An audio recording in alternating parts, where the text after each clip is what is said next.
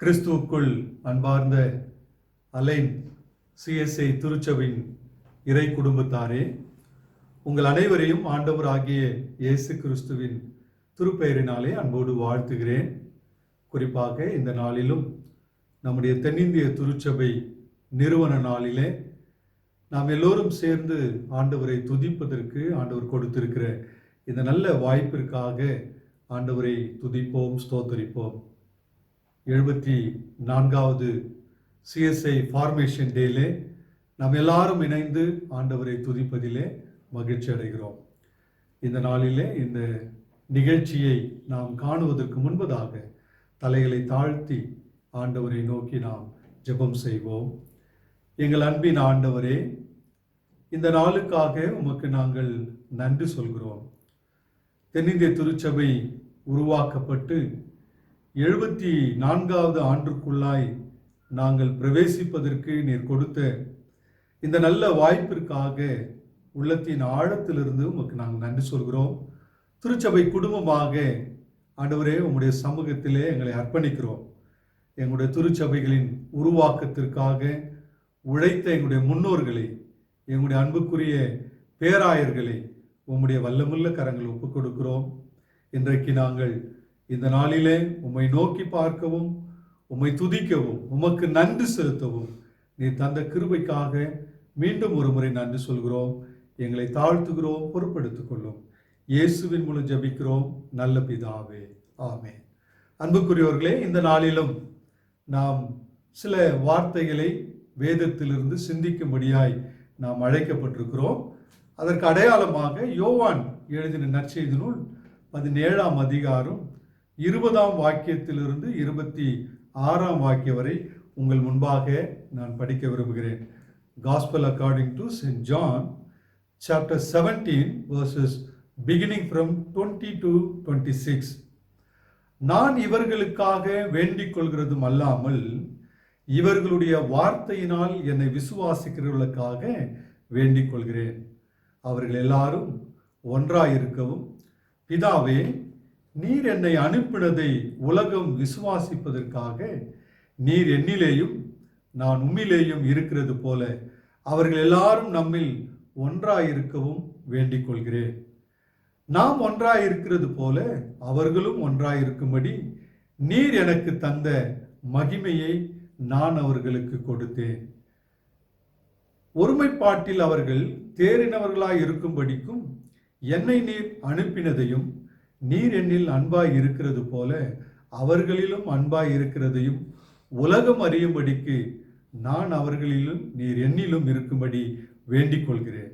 பிதாவே, உலக தோற்றத்திற்கு முன் நீர் என்னில் அன்பாய் இருந்தபடினால் நீர் எனக்கு தந்த என்னுடைய மகிமையை நீர் எனக்கு தந்தவர்கள் காணும்படியாக நான் எங்கே இருக்கிறேனோ அங்கே அவர்களும் என்னோடு கூட இருக்க விரும்புகிறேன். நீதியுள்ள பிதாவே, உலகம் உம்மை அறியவில்லை, நான் உம்மை அறிந்திருக்கிறேன். நீர் என்னை அனுப்பினதை இவர்களும் அறிந்திருக்கிறார்கள். நீர் என்னிடத்தில் வைத்த அன்பு அவர்களிடத்தில் இருக்கும்படிக்கு நானும் அவர்களிடத்தில் இருக்கும்படிக்கும் உம்முடைய நாமத்தை அவர்களுக்கு தெரியப்படுத்தினேன், இன்னமும் தெரியப்படுத்துவேன் என்றார். அன்பானவர்களே, நாம் படிக்க கேட்ட, வாசிக்க கேட்ட இந்த வேத பகுதியிலிருந்து சில காரியங்களை இந்த நாளிலே உங்களோடு நான் பகிர்ந்து கொள்ள விரும்புகிறேன். இந்த சிஎஸ்ஐ ஃபார்மேஷன் டே, தென்னிந்திய திருச்சபை உருவாக்கப்பட்ட இந்த நாளிலே நமக்கு கொடுத்திருக்கிற தலைப்பு என்னவென்றால், சான்று பகிர்கின்ற வாழ்க்கை, யூனிட்டி இன் விட்னஸிங் என்ற தலைப்பின் கீழாக மிக சுருக்கமாக உங்கள் மத்தியிலே நான் சொல்லிக்கொள்ள நான் விரும்புகிறேன். தென்னிந்திய திருச்சபை 1947ஆம் ஆண்டு செப்டம்பர் மாதம் 27ஆம் தேதி நம்முடைய முன்னோர்களால் உருவாக்கப்பட்ட ஒரு திருச்சபை. இந்த திருச்சபை இன்றைக்கு பறந்து விரிந்து வளர்ந்து இருக்கிறது. ஆவிக்குரிய வாழ்விலும் விசுவாசத்திலும் ஒரு நீண்ட பயணத்தை மேற்கொள்வதற்கு ஆண்டவர் நமக்கு துணை செய்திருக்கிறார். தென்னிந்திய திருச்சபை 4 பாரம்பரியங்களை உள்ளடக்கிய திருச்சபை. ஆங்கிலிக்கன், பிரெஸ்பிட்டேரியன், காங்கிரிகேஷன், மெத்தடிஸ்ட் ஆகிய இந்த 4 பாரம்பரியங்களும் ஐரோப்பா, அமெரிக்கா, ஆஸ்திரேலியா ஆகிய நாடுகளிலிருந்து வந்த ஒரு பாரம்பரியம். இந்த பாரம்பரியத்தை பின்வாங்கிதான் இன்றைக்கு நாம் எல்லோருமே ஒன்றிணைந்து ஒருங்கிணைக்கப்பட்ட ஒரு திருச்சபையாக தென்னிந்திய திருச்சபை என்று சொல்லி 1947ஆம் ஆண்டு நமக்கு கொடுக்கப்பட்டது. இன்றைக்கு நாம் படிக்க கேட்ட வாசிக்க கேட்ட வேத பகுதி யோவான் 17ஆம் அதிகாரம் 20லிருந்து 26 வரை வாசிக்கட்டும். இந்த பகுதி ஆண்டவராகிய இயேசு கிறிஸ்து ஏறெடுத்த ஒரு ஜெபம், ஒரு விண்ணப்பம். இந்த விண்ணப்பம் யாருக்கென்றால் தன்னுடைய மக்களுக்காக, தன்னை பின்பற்றுகிறவர்கள் எப்படி இருக்க வேண்டும், எப்படி வாழ வேண்டும் என்பதை கற்றுக் கொடுக்கிற ஒரு அறைகூவலான ஆண்டவருடைய ஜெபம். ஆண்டவர் நமக்காக பிதாவினிடத்திலே பரிந்து பேசுகிற ஒரு ஜெபமாக தான் இதை நாம் பார்க்க முடியும். 3 காரியங்களை நான் உங்களோடு இதிலிருந்து நான் பகிர்ந்து கொள்ள நான் விரும்புகிறேன். முதலாவதாக பார்க்கும்போது இந்த ஜெபத்திலே நமக்கு கொடுக்கின்ற அறைகூவல், முதல் அறைகூவல் ஒருங்கிணைப்பின் அமைப்பு, தி பேட்டம் ஆஃப் யூனிட்டி. இந்த ஒருங்கிணைப்பு, இந்த ஐக்கியம் என்பது எதை சார்ந்து இருக்கிறது என்றால் மனிதர் கடவுளுடன் கொண்டிருக்கின்ற நல்ல உறவில் இருக்க வேண்டும் என்பதை அடிப்படையாக கொண்டது. இந்த உறவு ஒரு உண்மையான உறவாக இருக்க வேண்டும்.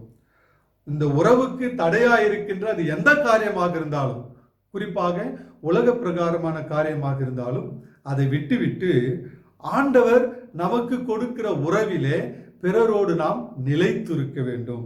உம்மோடு நிலைத்திருப்பது போல எல்லோரும் ஒன்றாக நிலைத்திருக்க வேண்டும் என்று ஆண்டவர் இயேசு ஜெபிக்கின்ற ஒரு ஜெபமாக இதை நாம் பார்க்க முடியும். இரண்டாவதாக பார்க்கும்போது ஒருங்கிணைப்பின் நோக்கம், தி பர்பஸ் ஆஃப் யூனிட்டி. இந்த ஒருங்கிணைப்பின் நோக்கம் என்பது திருச்சபை என்பது உறவில் இருப்பது போல எல்லாரும் ஒன்றாக இணைக்கப்பட்டு இருக்க வேண்டும். நாம் எல்லோருமே ஒன்றாயிருக்க அழைக்கப்படுகிறோம் என்று மிக தெளிவாக ஆண்டவராகிய இயேசு கிறிஸ்துவின் ஜெபத்தின் மூலமாக நாம் புரிந்து கொள்ள முடியும். மூன்றாவதாக இந்த பகுதி நமக்கு கொடுக்கின்ற அறைகூவல் ஒருங்கிணைப்பின் பகிர்வு, தி ப்ரொக்ளமேஷன் ஆஃப் யூனிட்டி. இது எதை அடிப்படையாக கொண்டது என்றால் ஆண்டவராகிய இயேசு கிறிஸ்து இந்த ஜெபத்தில் மிக அழகாக சொல்கிறார், நீர் என்னை உலகத்திற்கு அனுப்பினது போல நானும் அவர்களை அனுப்புகிறேன். எதற்காக அனுப்புகிறார் என்றால் கிறிஸ்துவின் அன்பையும் உறவையும் பிறரோடு பகிர்ந்து கொள்ள வேண்டும் என்பதற்காக பிறரை அனுப்புகிறார். கிறிஸ்துவுக்குள் அன்பானவர்களே, தென்னிந்திய திருச்சபை நமக்கு கொடுத்திருக்கிற அறைகூவல் இதுதான். இந்த அறைகூவல் நாம் எல்லோரும் ஒன்றாயிருக்க அழைக்கப்படுகிறோம். இந்த ஒன்றாயிருப்பது என்பது நாம் எல்லோருமே எந்த வேறுபாடுகளையும் கலைந்து விட்டு நாம் எல்லோரும் ஆண்டவருடைய பிள்ளைகள், ஆண்டவரால் அழைக்கப்பட்டவர்கள் என்ற ஒருங்கிணைப்பிலே நாம் கூட்டி சேர்க்க அழைக்கப்படுகிறோம். அந்த ஒருமைப்பாட்டை தான் ஆண்டவர் விரும்புகிறார், திருச்சபை விரும்புகிறது. அதிலே நாம் இணைந்திருப்போம், செயல்படுவோம். இந்த நாளிலே அதற்கான ஒரு தீர்மானத்தை எடுப்போம் என்று உங்கள் அனைவரையும் வாழ்த்துகிறேன், கேட்டுக்கொள்கிறேன். தொடர்ந்து இந்த தென்னிந்திய திருச்சபை உருவாக்கப்பட்ட வரலாற்றை குறித்து காணொலியின் மூலமாக உங்களோடு நாங்கள் பகிர்ந்து கொள்கிறோம். நீங்கள் எல்லோரும் அதை பார்த்து தென்னிந்திய திருச்சபை உருவாக்கப்பட்ட வரலாற்றினை கண்டுகளிக்குமாறு உங்களை அன்போடு கேட்டுக்கொள்கிறேன். ஆண்டவர் உங்களை ஆசீர்வதிப்பாராக. ஆமென்.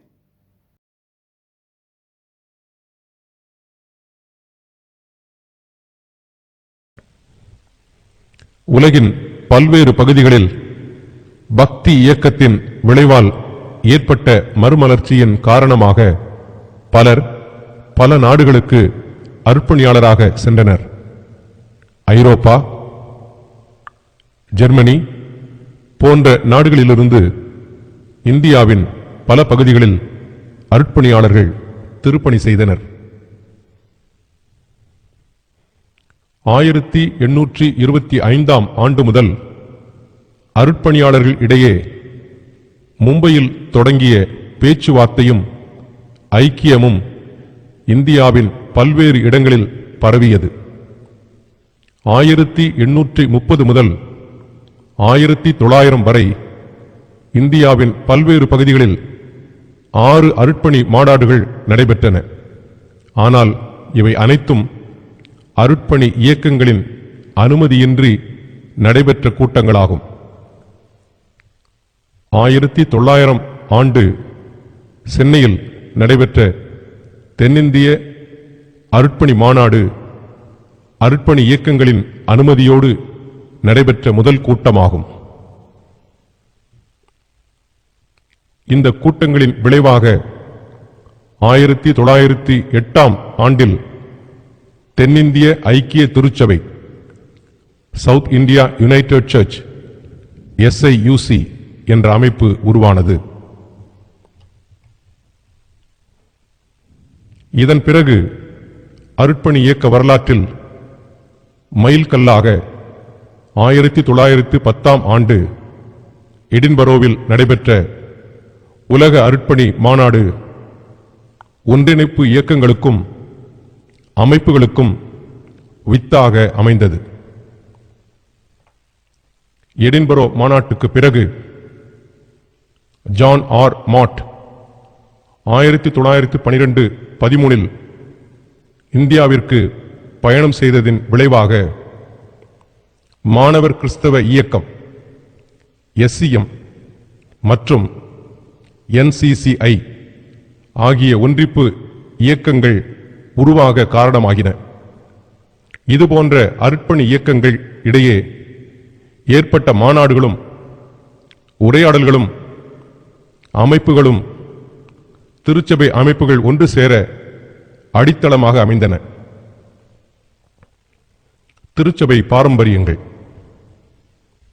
ஆயர் ஆளுகை முறை, பிரெஸ்பிட்டேரியன்ஸ், மூப்பர் ஆளுகை முறை, காங்கிரிகேஷனலிஸ்ட், ஆங்கிலிக்கன், மெத்தடிஸ்ட் ஆகிய 4 பாரம்பரியங்களின் அருட்பணி இயக்கங்கள் இந்திய பணித்தலங்களில் பணிபுரிந்தன.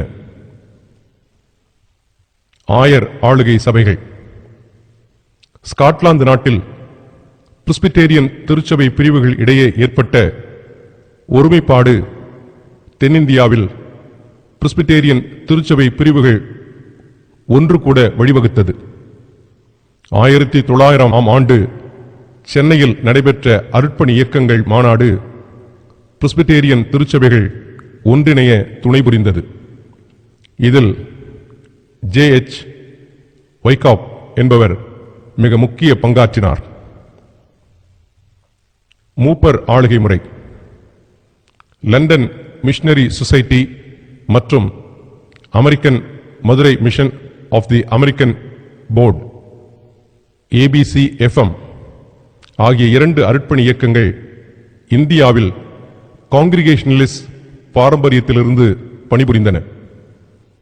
1903 ஆண்டு 2 அமைப்புகளும் இணைந்த குழு முதன்முறையாக கூடியது. 1905 ஆண்டு 2 அமைப்புகளும் இணைந்தன.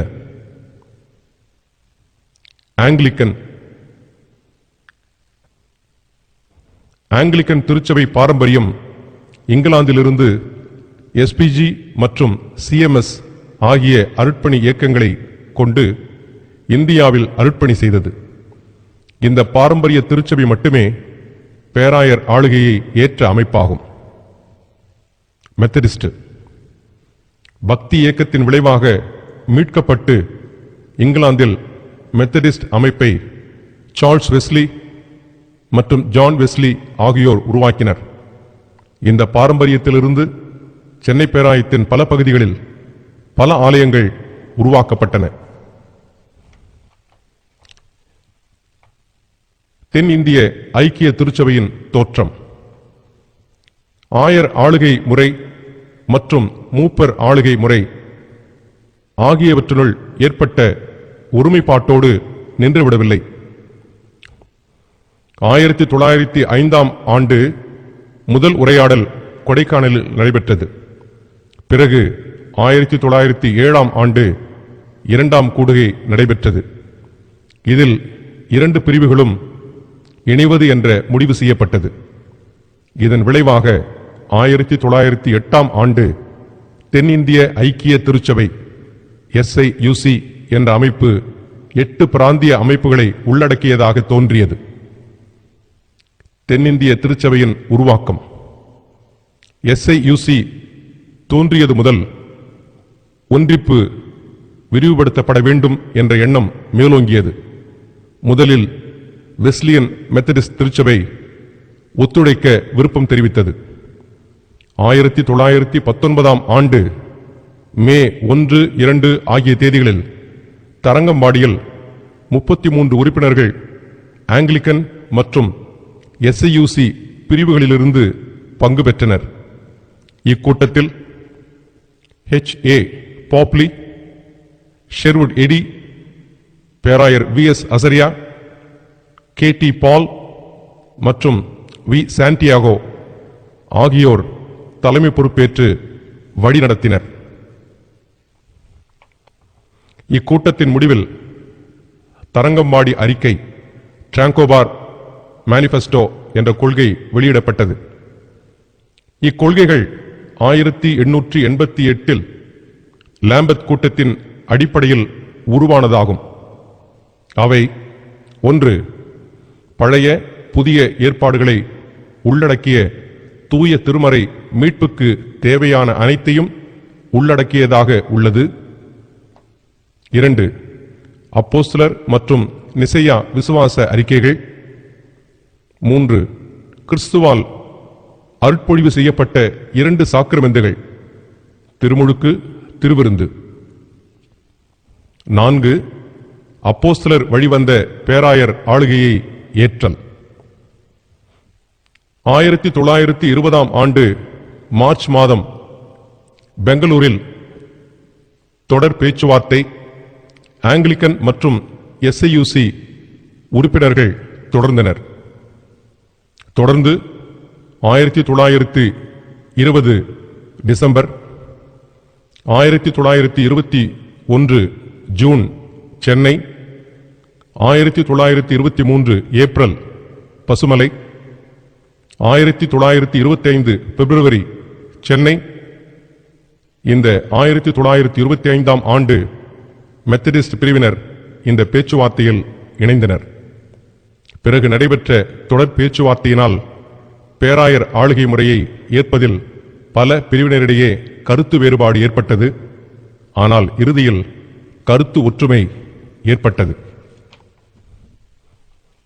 1947 ஆண்டு செப்டம்பர் 27 தேதி சென்னையில் உள்ள தூய ஜார்ஜ் பேராலயத்தில் தென்னிந்திய திருச்சபை உருவானது. அவர்கள் அனைவரும் ஒன்றாய் இருப்பார்களாக. யோவான் 17:21 என்பதை செம்பொருளாக கொண்டு உருவானது. அன்றைய வழிபாட்டின் தலைவராக இருந்த திருவிதாங்கூர் மற்றும் கொச்சின் பேராயத்தின் ஆங்கிலிக்கன் பேராயர் C.K. ஜேக்கப் அவர்கள் தென்னிந்திய திருச்சபை உருவானது என்பதை அதிகாரப்பூர்வமாக அறிவித்தார். அந்நாளின் வழிபாட்டில் அருள் திரு J.S.M. ஹூப்பர் எபேசியர் 2 அதிகாரம் 20 முதல் 22 வரை உள்ள பகுதியிலிருந்து அருளுரையாற்றினார். பல்வேறு காலகட்டங்களில் பல தலைவர்களின் திருமறை சார்ந்த ஆழமான புரிதலின் அடிப்படையில் தென்னிந்திய திருச்சபை மலர்ந்தது. இன்றும் உலகின் பல்வேறு பகுதிகளில் உள்ள திருச்சபைகளுக்கு தென்னிந்திய திருச்சபையின் ஒன்றிப்பு முன்மாதிரியாக உள்ளது. CSIயின் சின்னம், லோகோ. தென்னிந்திய திருச்சபையின் சின்னம் தாமரை மலரும் சிலுவையும் ஒன்றாக இணைந்து காணப்படுகிறது. அதனை சுற்றிலும் திருச்சபையின் பெயரும் செம்பொருளும் பொறிக்கப்பட்டுள்ளன. இந்திய புனைவியலில் தாமரை மலர் படைப்பாளரின் இடமாக விளங்குகிறது. தாமரை இதழ்கள் தூய ஆவியாரின் ஆற்றல் தீப்பிழம்பாக விளக்கும் வண்ணம் அமைந்துள்ளது. இது மக்கள் கடவுளோடு கொண்டுள்ள உறவு ஐக்கியத்தின் வெளிப்பாடாகவும் உள்ளது. நிறங்களின் விளக்கம்: சிகப்பு வாழ்வின் அடையாளமாகவும், கருஊதா பர்பிள் பக்தி மற்றும் திருச்சபையின் அடையாளமாகவும், வெள்ளை பின்னணியம் கடவுள் மானுடத்தோடு கொண்டுள்ள விளக்க இயலாத, பிரிக்க இயலாத உறவு நிலையை விளக்குவதாக அமைந்துள்ளது. அதனை சுற்றி வட்ட வடிவில் அமைந்துள்ள தென்னிந்திய திருச்சபை செம்பொருளான அவர்கள் அனைவரும் ஒன்றாய் இருப்பார்களாக. யோவான் 17:21 என்பது ஆண்டவர் இயேசு கிறிஸ்து செய்த இறைவேண்டலின் மையமாக உள்ளது. நடுவில் அமைந்துள்ள சிலுவை இயேசு கிறிஸ்துவின் தியாகத்தின் வெளிப்பாடாகவும் திருச்சபையின் அடையாளமாகவும் உள்ளது. சிலுவையின் 4 முனைகளும் ஆழமான நிறத்தில் இருப்பதின் அடையாளம் என்னவெனில், அனைத்து கிறிஸ்தவர்களும் அமைதியான கூட்டு வாழ்விற்கு மன்றாடவும் உழைக்கவும் வழிநடத்துவதாக உள்ளது. தொடர் ஐக்கியம் 1947ஆம் ஆண்டு நடைபெற்ற ஐக்கியத்தோடு நின்றுவிடாமல் அதன் தொடர்ச்சியாக நடைபெற்ற பல்வேறு பேச்சுவார்த்தை மற்றும் முயற்சியின் விளைவாய் தற்போது தென்னிந்திய திருச்சபை, வட இந்திய திருச்சபை மற்றும் மார்த்தோமா திருச்சபைகளோடு திருவிருந்து ஐக்கியத்தில் ஈடுபடுவதாக உள்ளது. மேலும் ஒரு மைல்கல்லாக 1978ஆம் ஆண்டு தென்னிந்திய திருச்சபை, வட இந்திய திருச்சபை மற்றும் மார்த்தோமா திருச்சபை இணைந்து இந்தியாவில் உள்ள திருச்சபைகளின் ஐக்கியம், communion of churches in India என்ற அமைப்பை ஏற்படுத்தி திருச்சபையின் ஒற்றுமைக்கு முன்னேற்றமாக திகழ்கிறது. கடவுளின் பேராற்றலால், திருக்காட்சியால் உருவான தென்னிந்திய திருச்சபையின் பங்காளர்களான நாம் ஒவ்வொருவரும் ஆண்டவர் கொடுத்த அழைப்பான நாம் அனைவரும் ஒன்றாய் இருப்போமாக என்பதை வாழ்வில் நிறைவேற்ற முயலுவோம். நன்றி. கிறிஸ்துவுக்குள் அன்பான இறைமக்கள் அனைவரையும் அலைன் தமிழ் திருச்சபை சார்பாகவும் திருச்சபையின் காரிய கமிட்டி சார்பாகவும் உங்கள் அனைவரையும் இயேசு கிறிஸ்துவின் இனிய நாமத்திலே CSI நிறுவன நாள் வாழ்த்துக்களை நாங்கள் பகிர்ந்து கொள்கிறோம். இந்த நல்ல நாளிலே எனக்கு முன்பு முன்னுரையையும் CSI சரித்திரத்தையும் பகிர்ந்து கொண்ட ஐயாவின் வார்த்தைகளை கேட்டோம். அதன்படி ஒற்றுமையோடு நாம் அனைவரும் இனிவரும் காலத்திலும் சபையின் பல்வேறு பணிகளிலும் இறைவன் நாமத்தை மகிமைப்படுத்துவதிலும் ஒன்று சேர்ந்து நாம் செயல்புரிவோம் என்பது நம்முடைய குறிக்கோளாக எடுத்துக்கொண்டு அதற்காக பாடுபட வேண்டும் என்று உங்கள் அனைவரையும் வாழ்த்தி வரவேற்கிறோம். இயேசு கிறிஸ்துவின் இனிய நாமத்திற்கு ஸ்தோத்திரம் உண்டாவதாக. அன்புக்குரியோர்களே, இந்த நாளிலும் தென்னிந்திய திருச்சபையின் உருவாக்கத்தை குறித்து நீங்கள் அனைவரும் இந்த காணொலியின் மூலமாய் பார்த்தீர்கள். உங்கள் அனைவருக்கும் என்னுடைய நன்றிகளை நாங்கள் தெரிவித்துக் கொள்கிறோம். இந்த தென்னிந்திய திருச்சபை உருவாக்கத்திற்காக உழைத்த நம்முடைய திருச்சபையின் பெரியோர்கள், பேராயர்கள், நம்முடைய முன்னோர்கள் அனைவருக்காகவும் நாம் ஜெபிக்கவும் நாம் அழைக்கப்படுகிறோம். ஆகவே இந்த நாளிலும் இந்த நாளுக்காகவும் நம்முடைய திருச்சபையின் உருவாக்கத்திற்காகவும் தலைகளை தாழ்த்தி ஆண்டவரை நோக்கி நாம் ஜெபம் செய்வோம். எங்கள் அன்பின் ஆண்டவரே, இந்த நாளுக்காக உமக்கு நாங்கள் நன்றி சொல்கிறோம். தென்னிந்திய திருச்சபை உருவாக்கப்பட்டு 74வது ஆண்டிற்குள்ளாய் பிரவேசிப்பதற்கு நீர் எங்களுக்கு கொடுத்த இந்த நல்ல தருணத்திற்காக உள்ளத்தின் ஆழத்திலிருந்து நாங்கள் உமக்கு நன்றி சொல்கிறோம்.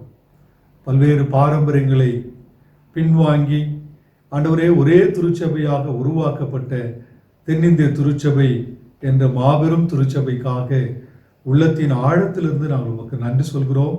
ஆண்டவரே, இந்த திருச்சபை உருவாக்கத்திற்காக அரும்பாடுபட்ட எங்களுடைய திருச்சபையின் தலைவர்களுக்காக, பெரியோர்களுக்காக, ஆண்டவரே இந்த திருப்பணியாளர் ஒவ்வொருவருக்காக உமக்கு நாங்கள் நன்றி சொல்கிறோம். இந்த தென்னிந்திய திருச்சபையிலே நாங்களும் அங்க வகிப்பதற்காக உண்மையாகவே உள்ளத்தின் ஆழத்திலிருந்து உமக்கு நாங்கள் நன்றி சொல்கிறோம். குறிப்பாக அலைன் CSI திருச்சபைக்காக ஆண்டவரே உமக்கு நாங்கள் நன்றி சொல்கிறோம். இந்த யுஏயில் இருக்கிற அனைத்து தென்னிந்திய திருச்சபைகளுக்காக, அனைத்து போதகர்களுக்காக, இறை மக்களுக்காக ஆண்டவரே உமக்கு நன்றி சொல்கிறோம். நாங்கள் எல்லாரும் இன்றைக்கு இந்த திருச்சபையில உம்மை ஆராதிப்பதற்கு எங்களை நீர் பெரிய ஆண்டவரே உம்முடைய திருவுள சித்தத்தின்படி அழைத்திருப்பதற்காக நன்றி சொல்கிறோம். எங்கள் அனைவரையும் உம்முடைய வல்லமுள்ள கரங்களை ஒப்புக் கொடுக்கிறோம். மீண்டும் ஒரு முறை எங்கள் கொடுக்கப்பட்ட இந்த திருச்சபைக்காக, இந்த திருச்சபையின் உருவாக்கத்திற்காக உழைத்த ஒவ்வொருவருக்காக உமக்கு நன்றி சொல்கிறோம். உம்மை நாங்கள் துதிக்கிறோம். எதிர்வரும் காலங்களிலே நீர் கொடுக்கின்ற உம்முடைய உன்னதமான அழைப்பிற்கு நாங்கள் எல்லோரும் ஒன்றாயிருந்து ஒருங்கிணைக்கப்பட்ட மக்களாய் உம்முடைய நாமத்தை மகிமைப்படுத்த நீர் எங்களுக்கு அருள் புரியும்படியாக நாங்கள் ஜெபிக்கிறோம். எங்களை தாழ்த்துகிறோம். தொடர்ந்து வழி நடத்தும். இயேசுவின் மூலம் ஜெபிக்கிறோம் நல்ல பிதாவே. ஆமென், ஆமென்.